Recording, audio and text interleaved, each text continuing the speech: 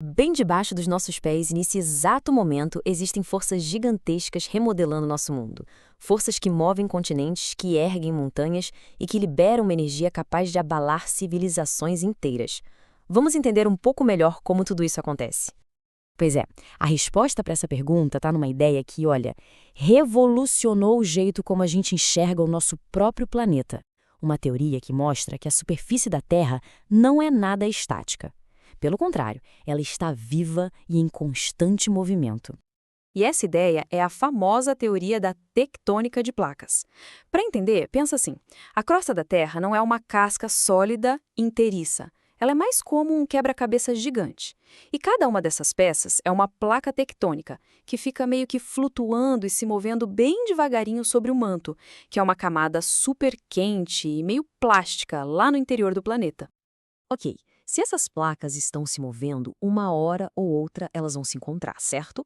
E é aí que as coisas ficam realmente interessantes. Existem basicamente 3 tipos de interação entre elas, e cada um desses movimentos tem consequências, digamos, dramáticas aqui para nós na superfície.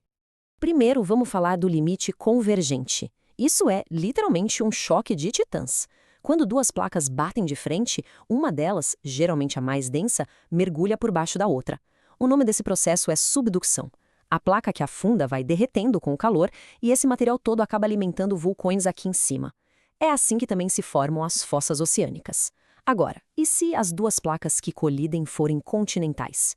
Aí nenhuma afunda. A crosta se amassa, se dobra para cima e é assim que nascem cordilheiras de montanhas monumentais, como o Himalaio.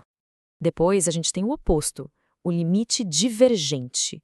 Aqui, em vez de colidir, as placas estão se afastando uma da outra. Nesse vão que se abre, o magma do manto sobe para preencher o espaço, se solidifica e pronto, cria uma nova crosta terrestre. É basicamente assim que o fundo dos oceanos se expande. Um exemplo clássico é a dorsal mesoatlântica, uma cadeia de montanhas submarinas gigantesca bem no meio do Oceano Atlântico. E por último, temos o limite transformante. Nesse caso, as placas não estão nem batendo, nem se afastando. Elas estão se raspando, deslizando uma ao lado da outra. Só que esse movimento não é nada suave. O atrito é tão grande que elas ficam presas, acumulando uma tensão enorme. E quando essa energia toda é liberada de uma vez só, bom, a gente tem terremotos extremamente violentos. E onde é que toda essa ação atinge seu ponto máximo? No famoso Círculo de Fogo do Pacífico. Calma, não é um anel de fogo de verdade, mas com certeza é a região geologicamente mais ativa de todo o planeta. Para se ter uma ideia da dimensão disso, 90%, pensa só, 9 em cada 10 terremotos que acontecem no mundo ocorrem ao longo desse arco que contorna o Oceano Pacífico.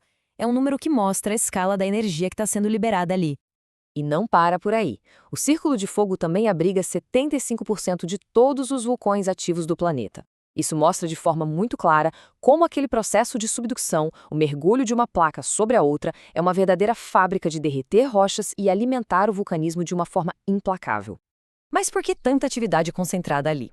A grande protagonista é a enorme placa do Pacífico. Ela está colidindo com várias outras placas ao seu redor, e é essa subducção contínua que cria as fossas oceânicas mais profundas que existem, como a das Marianas, e também ergue cadeias de vulcões imensas, como as que formam o Japão e a Cordilheira dos Andes.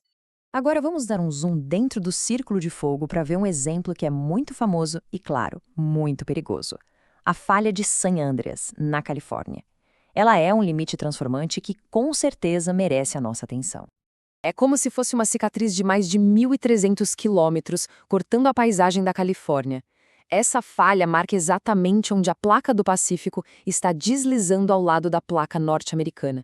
E cidades enormes como Los Angeles e São Francisco vivem, literalmente, sob a sombra dela.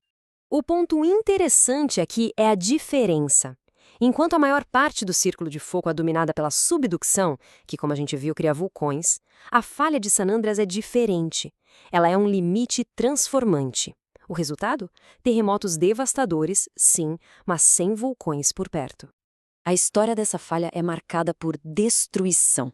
O grande terremoto de São Francisco em 1906, por exemplo, ou o de Loma Prieta em 1989, Mas o mais crucial talvez não seja o que já aconteceu, e sim o que está por vir, porque a tensão ao longo da falha continua, ano após ano, só aumentando.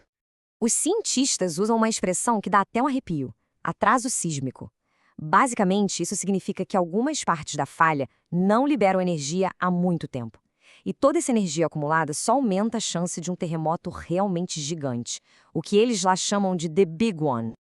Bom, depois de ver todas essas forças colossais em ação, a pergunta é: por que isso importa? Importa porque nós vivemos na superfície de um planeta geologicamente ativo, e entender esses processos é simplesmente fundamental para nossa segurança. Entender a tectônica de placas não é só um assunto acadêmico, não. É esse conhecimento que ajuda a prever áreas de risco, a construir edifícios mais seguros, a proteger populações e, no fundo, a explicar a própria geografia do mundo em que a gente vive. A Terra nos mostra o tempo todo que a mudança é a única constante. As placas vão continuar se movendo, vulcões vão entrar em erupção e terremotos vão acontecer.